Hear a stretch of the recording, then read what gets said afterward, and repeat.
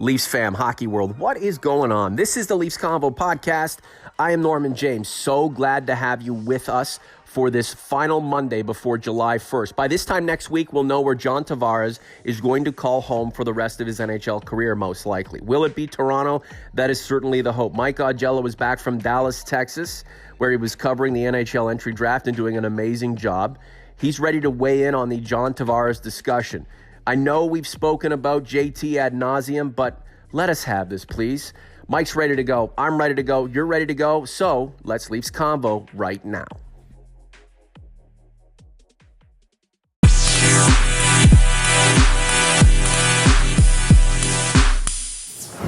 And we are joined by Mike Augello. Good morning, Michael. And Tavares. Good morning, Norman. It's Tavares fever, and I think everybody is catching it. But apparently, it's limited to a small window of teams, and our Toronto Maple Leafs, the team that we cover or follow or love, they're one of those few teams. Well, within a week's time, we should know where John Tavares will call home for what will most likely be the rest of his NHL career. Mm-hmm. And at this point, we can speculate all we want, but really the only discussions we should be having are the merits of his suitors and who, in the end, will offer him the best package, money, environment, chances to win, et cetera, et cetera, et cetera. Mm-hmm. Well, if you look at the list, and I'm going by what Arthur Staple of now The Athletic, formerly of Newsday, who's covered the Islanders, said last night, all the teams, with the exception of the team that he's spent his entire career with, the Islanders, are teams that are either on the cusp or are teams that can win conceivably in the next few years. It's Dallas, it's San Jose, it's the Boston Bruins, it's the Maple Leafs. I don't think that's a coincidence. I think it's the fact that Tavares wants to win, and those teams have the capability to pay him what he is worth, but also give him a chance to, get the ultimate prize. And he's apparently been offered an 8-year, $88 million deal with the Islanders. But the question is, even though they had a good draft, even though Lou Lamoriello is an extremely, capable and, great Hall of Fame general manager, you don't know where the future lies with the Islanders. They don't have goaltending. There's, a number of contracts coming up besides Tavares. I mean, that's an uncertain scenario, and the only certainty there is that he knows it's uncertain. Whereas going to Boston, Dallas, San Jose, or Toronto, it's going to be new. But you look at all those situations, and all four of those teams, I think, legitimately have talent on those rosters that could win in the short term. It is the Tavares Watch, brought to you by the Leafs Convo podcast. We've been on the Tavares Watch for months, Mike. We've been anticipating this moment for quite some time, and a testament to that is all of the Leafs Tavares-related content that we have amassed that you can find on our YouTube page right now. Go to playlists. It is entitled Tavares Watch. We have like 17 videos. All we do is talk about John Tavares because we know what we're talking about. Mike Augello in Buffalo, Norman James in London, Ontario. So, Mike, let's go over the potential destinations for John Tavares and what would make these destinations attractive to John during his decision-making process. We don't know where he's going to land, but let's start with Dallas. Why is Dallas? And let's try to be brief with this, Mike. I know it's difficult, but what would make Dallas an attractive destination for John Tavares? Well, I mean, it's in all these scenarios, it's not going to all be on Tavares. In all of them, he doesn't have to be the savior, except with the Islanders. Okay. Dallas has Sagan. They have Jamie Benn. They probably they have Klingberg. It's a solid team. Now they had some problems last year, but it's not inconceivable, and they have cap space. So now the thing is that Sagan has a contract that needs to be redone at the end of next year. And maybe if they sign Tavares, they let Sagan go. Mm-hmm. So that's a little bit of a changeover potential, but there is a lot of talent there. But doesn't John Tavares want to go to a place where he knows there's an arsenal of talent already intact, and Yes. he doesn't want to come in and supplant the the heir and become the heir, right? He wants to join a group of players that is on the precipice of not only contending but winning a Stanley Cup. So I mean, these are things that he and his camp and his crew would have to forecast in Mm-hmm. deciding whether Dallas is the right destination. What about San Jose? It's and again, I tweeted out that look, Toronto can't offer what LA and San Jose can offer in terms of the West Coast, Right. the beauty being in California. Hey, I'd love to live there, but so Toronto can't offer that. What else can San Jose offer a John Tavares to get him to sign on the dotted line? Well, I mean, San Jose opened up a bunch of cap space to make it possible for them to make a legitimate Tavares offer. And apparently, Joe Thornton is going to be back no matter whether they sign Tavares or not. So you're talking about a veteran core that came within a couple games of winning a Stanley Cup a couple years ago. So you're talking Pavelski, Couture, Thornton. Now they've added Evander Kane, Brent Burns, and Vlasic, Martin Jones. I mean, that team is ready to win, and they have the ability to pay Tavares. Now, again, if they do, they have a couple free agent guys like Pavelski and Couture who are up at the end of the year, and that might mean Tavares replaces one of them. But next year, Tavares with that current group could win a Stanley So Cup. Boston, I hear, is a dark horse, a surprise contender, a pitcher, suitor for John Tavares' services. There's immediate fear among Leafs fans that if this scenario were to actually come to fruition and John Tavares joined the Boston Bruins, I mean, it adds another element to the nightmare that is the Bruins and the Maple Leafs having to overcome them. Why is Boston a potential destination for John Tavares, and what would be what would be the seal of the deal to get John Tavares to go to Boston? I just think that Tavares would look at the Bruins in the sense that they have, established players, as we know, Marchand, Bergeron, Pasternak. I would think that, Tavares would be an eventual replacement for David Krejci. Now, I'm not looking at the Hockey Buzz's Cap Central or Cap Friendly, so I think Krejci has a couple years left on that contract. If Tavares comes in at $11 or $11.5 million, they're probably either going to trade or buy out Krejci, and there are centers needed around the league. But the 1-2 punch of Tavares and Bergeron up the middle, and I can see all the attractive qualities that Tavares would see in Boston, and vice versa. So they're on the cusp as well. So and Tampa Bay cannot be looked upon as anything other than a dark horse. I know that they've been mentioned some places and not mentioned in others.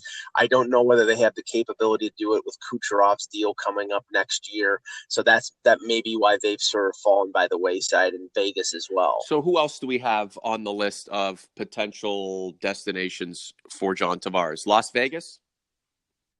Yeah, Vegas was supposedly amongst the short group, but apparently they're not being included in the first round of sort of pitches at CAA in Los Angeles that are apparently happening. It's happening today. Can I editorialize real quick, Mike?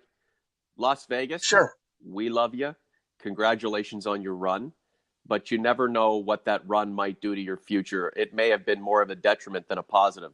You could finish 31st next year, and you're not going to have a lottery pick to help your growth. Remember, you brought in a bunch of also-rans and got lucky. Congratulations. It's great. There's no reason that one of the big free agents in recent memory would want to go to Las Vegas at this point. So I think people just got to chill a little bit on Las Vegas. And I'm proud of everything they've accomplished, but there could be a massive regression here. And I know George McPhee's walking around like he's 11 feet tall, but Vegas isn't a town that eats a lot of humble pie sports wise. It may be Mm-hmm. stuffing its face here in the very near future and for quite some time. And to that point, that's one of the reasons why I don't think Vegas is going to be in on Erik Karlsson as they were closer to the trade deadline last season, because they'd actually have to give up young assets that they don't have a ton of since they're Yeah, now second year team sure. to get him. If John Carlson had hit the market, that would have been perfect because they have tons of cap space.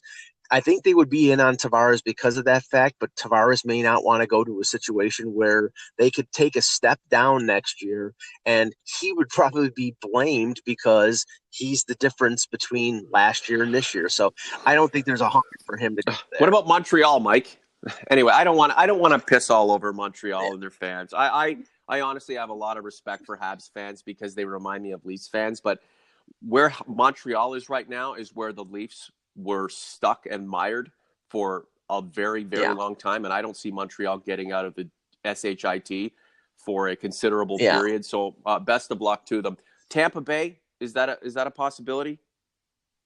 I think it's a dark horse, but again, I think with all the money that they've allocated towards Hedman, towards Kucherov, or that they'll have to against Kucherov, with Stamkos, I don't see how they make it work. I know they have some expiring contracts, and maybe they don't want to re-sign Kucherov, but I would think that they would. And I know Tavares and Stamkos have a relationship, but I think they're it's not more of a long shot than a dark horse. I really think if he does not go back to the Islanders, which is the Mm-hmm. overwhelming favorite, that the top two are San Jose and Okay, so Toronto. we've spoken about the Islanders are connected to every other possibility. It's well, if he doesn't go to Dallas, I mean, you juxtapose what Dallas is about with what the Islanders have been about. Let's just get down to the real deal here. My question that I put out on Twitter, unfortunately, some people just didn't understand how I compose the question, and I don't know if they understand English or what, but I mean, I'm a writer and I know what I'm doing, so there's my 2 cents. What that is absolutely essential can't the Leafs offer John Tavares, Mike? Well, I think they can offer him pretty much everything that he is looking for if he is truly looking to move. If this is just a vanity exercise and he's just wanting to see, okay, these guys want me, but I'm going to go back to the Islanders because I feel comfortable, then then all these general managers and everybody are, they're sort of just wasting their time. But I think if you get to this point, I think I mean, that was the case with Stamkos. I really think he was intent on going back to Tampa, and all this stuff about him being overwhelmed by the Leafs offer and the mayor and No, the CEO of Canadian Tire was all BS. I think he was going back to Tampa, and he just wanted to see what was being offered there. With Tavares, I think he wants to win. The difficulty for Toronto is that now, one a number of people have put out the 1 year max contract option where the Leafs have almost $25 million in cap space, and they can offer Tavares a 1 year deal at almost $16 million. I don't know why Tavares would want to do that. All the risk is on his end. And people have said, well, you could put another contract, an 8 year deal under the table. Well, that's cap circumvention. So if the Leafs did that they would get heavily penalized. And second of all, if he blows out his knee in December, there's nothing written down. So all the risk is on him. So I think the Leafs could offer him a 7 year deal at the same amount that the Islanders are offering him, and that I should be know. good enough based on who the Leafs are. Wouldn't it be sad if John Tavares chose to return to the island or go somewhere else based purely on a couple $1 million? And other than that, it would have been a slam dunk for Toronto, but the Leafs weren't able to reach that maximum dollar figure that is probably going to be hammered home and emphasized to achieve by his management group. Wouldn't that be just a shame? This opportunity here for a guy who grew up a Maple Leafs fan, who probably, like a lot of these guys, Connor McDavid, Steve Stamkos, who wanted to be a Maple Leaf, then has this opportunity to become one, play with a team that is right there knocking at the door of serious contendership. Where else are you going to play with a more star-studded, exciting, effervescent group of potential savage superstars than in Toronto? Sorry, Mike, and I know you want to get in there, but where like this is a wonderful opportunity to come home, make huge money, win a Stanley Cup, win several cups, to rewrite history, to do something that has been defying the odds and has been so difficult to do for years, and that's bring a massive free agent, homegrown talent, a Leaf or Toronto talent back to Toronto. He's got all the opportunity in the world to do this, but a couple $1 million are preventing him ultimately from making his dreams come true and rewriting history in a positive way for the Maple Leafs franchise. Wouldn't that just be such a shame, Mike? And it's still that very much possible because money basically controls everything, unfortunately.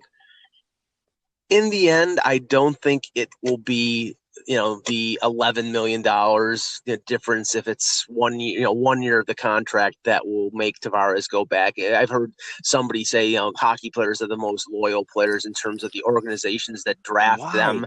So if man? I don't know. No, I'm not saying they should be mercenaries, but they move in baseball, they move in basketball, I know. They move in football. Oh my God! Why don't they move? So, I mean, there's an opportunity here. If Tavares, now this is the one thing that hearing the news of it makes me a little, gives me a little feeling of uncertainty. Is that the report that Darren Drager had this morning that part of the Leafs pitch to Tavares is to make him the captain of the team. I think that's sort of gonna be like, first of all, I think that would turn him off. Second of all, not that he wouldn't want to be captain, but I mean that could cause a whole ripple effect of problems with Austin Matthews, who everybody assumes wants to be the captain of the team. Yeah. I think that causes a problem and does anything good. But Michael, one more time. Yeah. Sorry, we don't know. We have no clue. That's the problem. We don't know what these guys want. And here's the thing. Oh, my God. I'm pontificating. But, I mean, it's our podcast. We can do what we want. We're just absolute rising every time we do a cast. And it's just the best thing. But Kyle Dubas is the guy in charge of persuading John Tavares to come here. You can tell by Kyle Dubas looked fantastic at the draft, by the way. He just looked confident. He looked like he knew what he was doing. He was excited. He was pumped up. I'm just so proud of the guy. And I know he's going to represent the Leafs very well in this head-to-head with Tavares and his team. But this is the guy that all of the Leaf fans, most Leaf fans, are putting their hopes and dreams into, bringing about greatness for this organization. Let him go to work with Tavares. If he's offering Tavares the captaincy, he knows what he's doing. And there is absolutely no way in hell.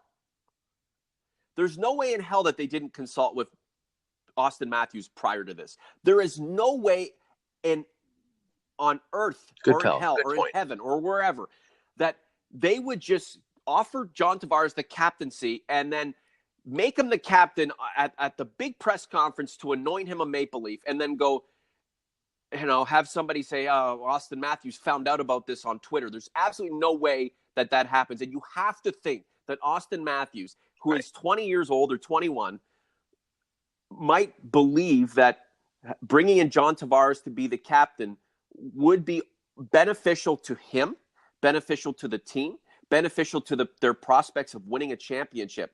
And this would be a lot, this would be beneficial pretty much all the way around, other than maybe bruising Austin Matthews' ego, if he indeed does have an ego and does want the captaincy.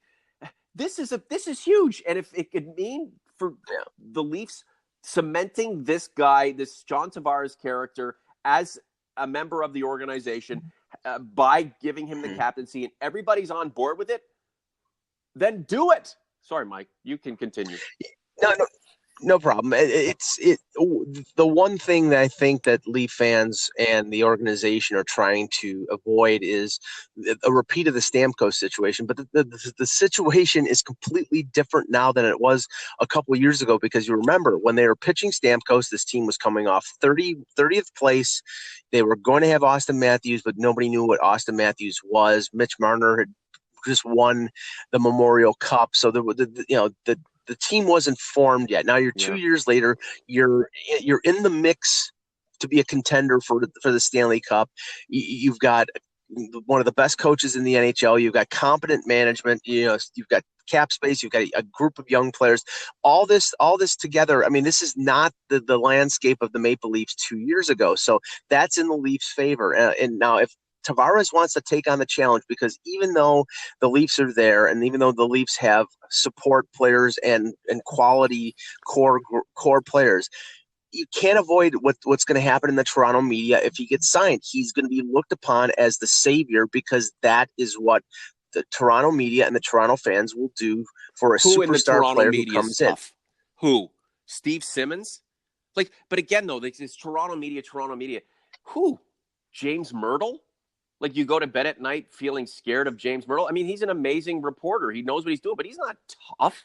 I don't understand this toughness. This whole toughness concept is just, you are not the sharpest tool in the shed if you are just banging the drum as a media member, demanding your team win all the time. And if they lose, they're terrible. If they win, they're gods. I mean, we see that in Montreal. We see that in Boston. We see that in Philly. God bless them. But, those are very tribal, insular cities. They're not world cities. They're not the capital of a particular game. In Toronto, we see the game a little bit different here. We have a perspective on other organizations, other teams, the way they intertwine and how they're woven into what's going on with the Maple Leafs. So this idea of toughness, who? Damian Cox?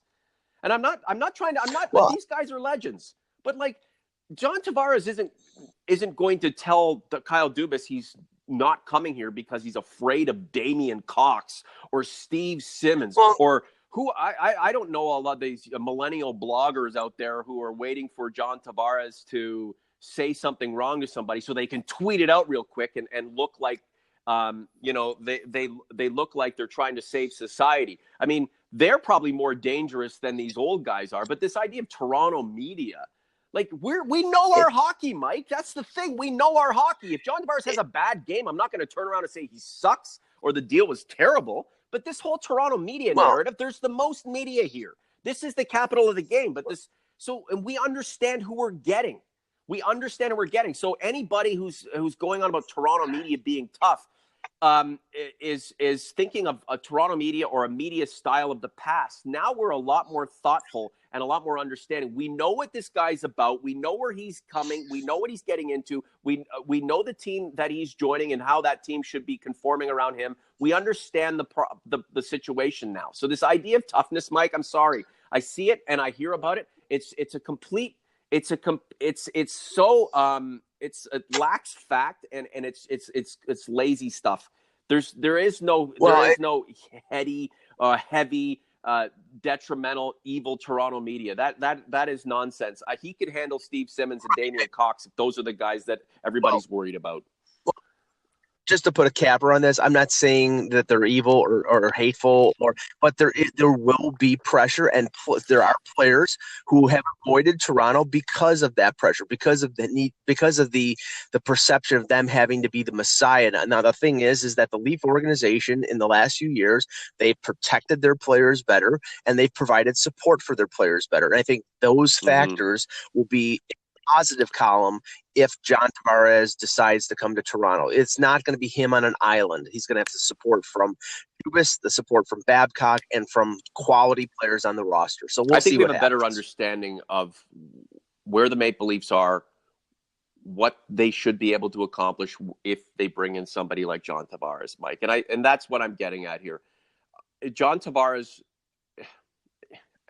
again, things have changed. The complexion and the understanding of the game and the way we view the game, totally different from where it once was. The Leafs being a mediocre or an average team needing Matt Sundin to be all world all the time. When he doesn't, everybody hates his guts. When he is, people will accept it but are waiting for him to fall again. Right now, where this team is, it's a collective.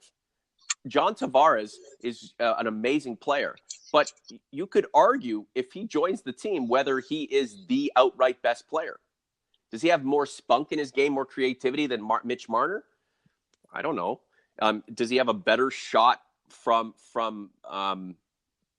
inside 30 feet than Austin Matthews? I don't know. I mean, he has contemporaries, so that'll take the pressure off him coming from sources who might believe that he's the Messiah or he's the guy that has to get it all done. And anybody who's thinking in that ilk or in that mindset, a lot of times is I don't know, alienated by the rest of us who look at the bigger picture and the collective. Anyway, I dropped a lot of names there, and I have respect for every one of them for what they've accomplished. But this idea that Steve Simmons is waiting to pounce on John Tavares because he devised this whole hot dog thing with Phil Kessel, that doesn't make him tougher. That makes him a bit of a you-know-what. And most people can call that out.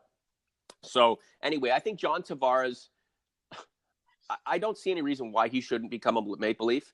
And again, I've put that out on Twitter. What can't the Maple Leafs offer that other teams are offering? And it might be a couple of extra $1 million here and there, but at the end of the day, this feels like it was meant to be. And sure, I could be brokenhearted here in less than a week. We were with the Stamkos situation, but you've pointed out really accurately and clearly that what John Tavares could be entering with the Maple Leafs right now is a stark contrast from what Steve Stamkos was looking at with the Maple Leafs 2 years ago. This is the Leafs Convo. I'm Norman James in London, Ontario. Mike Augello is in Buffalo, New York. We've eaten up most of our time talking about John Tavares. But you know what? Like it or not, I know some people on social media want everybody just to stop talking about John Tavares, not to jinx it. Like, seriously, what do you have, the Ouija board out? That's not how it works. We can talk about it all we want, and we can pretend like it's not going to happen, and it will happen or it won't happen. We have nothing to do with it. All we can do is discuss the merits of the potential destinations and who we think has the most attractive package to offer John Tavares. We don't know where he's going to go. Real quick, Mike, you did really well in Dallas, by the way. We should mention that your coverage was fantastic. Bozak, plan B scenario for the Leafs, provided John Tavares chooses to go somewhere else. Real quick, I get on Bozak, but if he comes back, I mean, it's not like I'm going to lose sleep over it.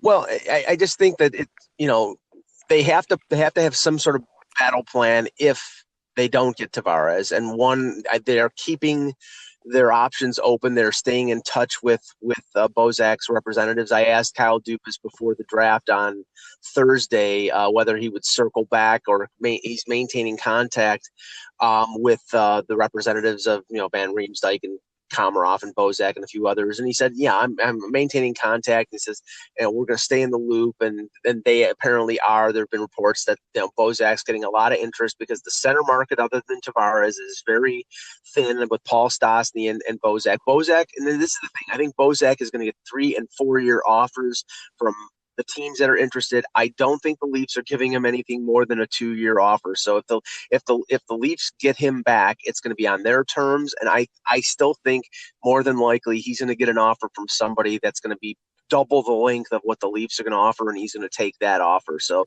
I don't think it's maybe they up their offer to 3 years if the center market is completely dry. But I don't think Tyler Bozak's going to be back. Stick that in your Bozak and smoke it, Mike. And yes, that's one way to put it. Real quick, the draft, Kyle Dubas. Did you like the haul he brought in? I like the first round pick of Rasmus Sandin or Sandin. I've heard it pronounced both ways. What I thought of their draft overall, and I'm no draft expert. I'm going to have Russ Cohen from SiriusXM do a little bit of an analysis of some of their picks. But there was a great amount of familiarity in terms of who the Leafs picked. Sandin played for Sault Ste. Marie. So did their fourth round pick, Mac Hollowell. He knows that organization very well. One of the GM of Sault Ste. Marie, I believe, was his assistant when Dubas was GM. So he knows these players very well. Sandin was ranked around where the Leafs picked him at 29. Good skater, good all around defender. So it's not an out of the blue pick. And the couple of the kids, Hollowell and Dursey, the second round pick that they picked from, I think he was from Owen Sound, they had at the development camp last year, the camp that I'm going up to cover this week.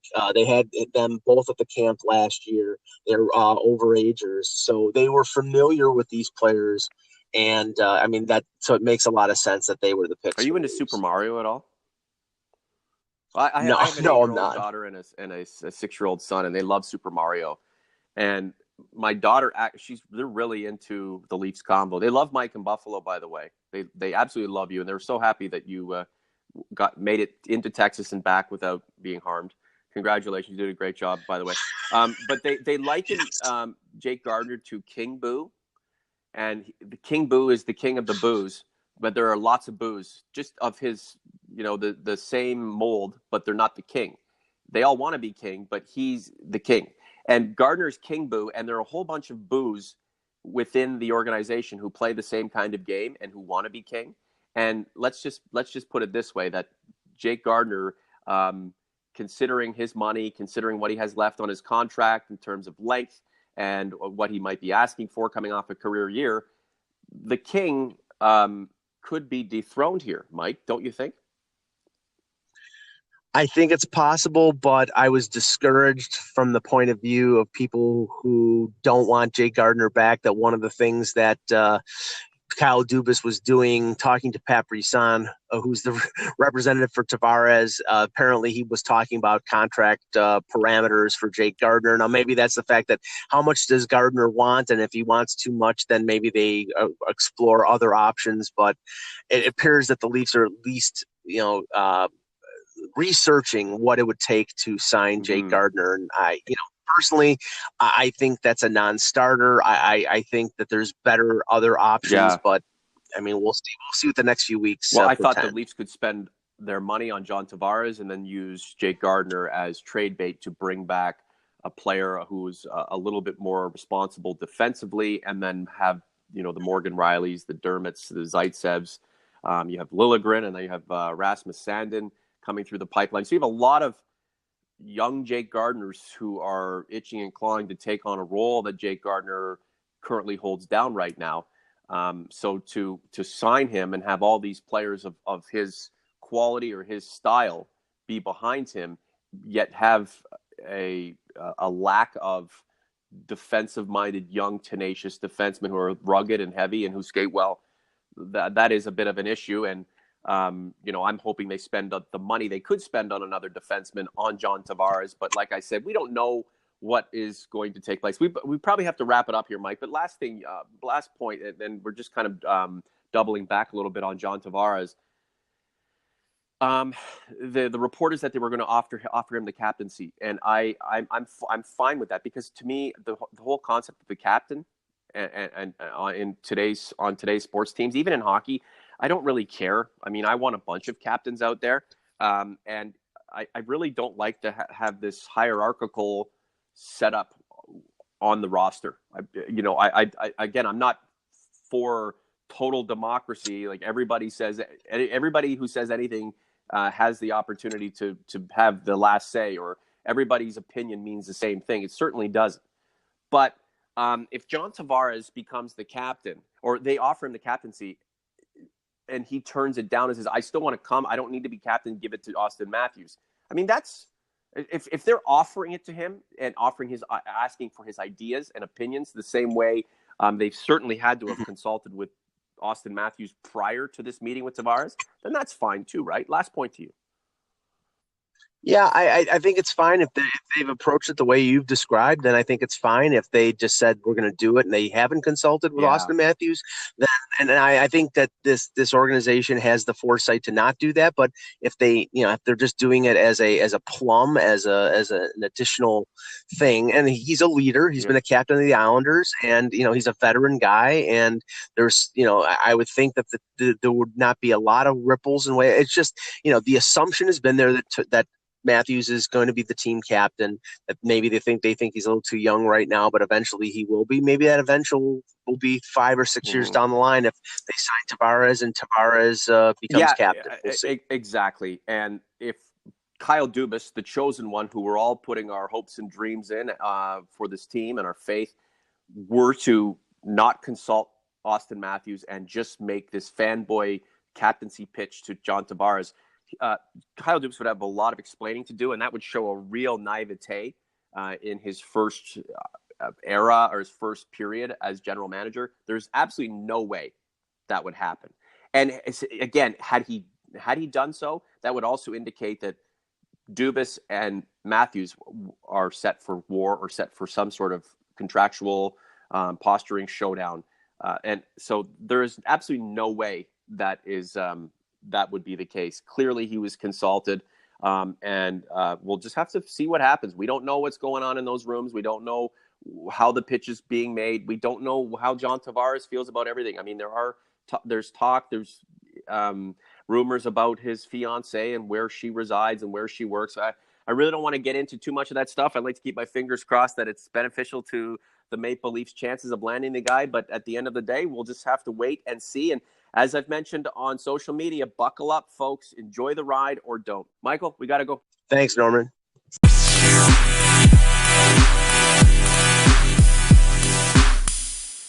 You can get at Mike on social media at Mike in Buffalo. We are going to do another Mike's Mailbag Q&A segment before July 1st. So if you have any questions related to Tavares, Jake Gardiner, how the draft went for Mike, use the hashtag AskMike in the YouTube comment section or on Twitter or Facebook. We will get to your questions, add them to the queue, and we will answer them in the next podcast or two, but definitely before July 1st. We have a few Leafs Convo t-shirts remaining to be purchased. Bonfire.com/TLC-gear. I think there's like 9 left. We have like 7 days to go in the campaign. So get them while you still have the chance. They could be sold out by the end of the day, and we hope they are, because all of the proceeds raised, 100% of those proceeds raised, go to improving the health of this podcast that you love and we love producing for you. For Mike Augello, I'm Norman James. This has been the Leafs Convo. Thanks for listening. We'll talk to you soon.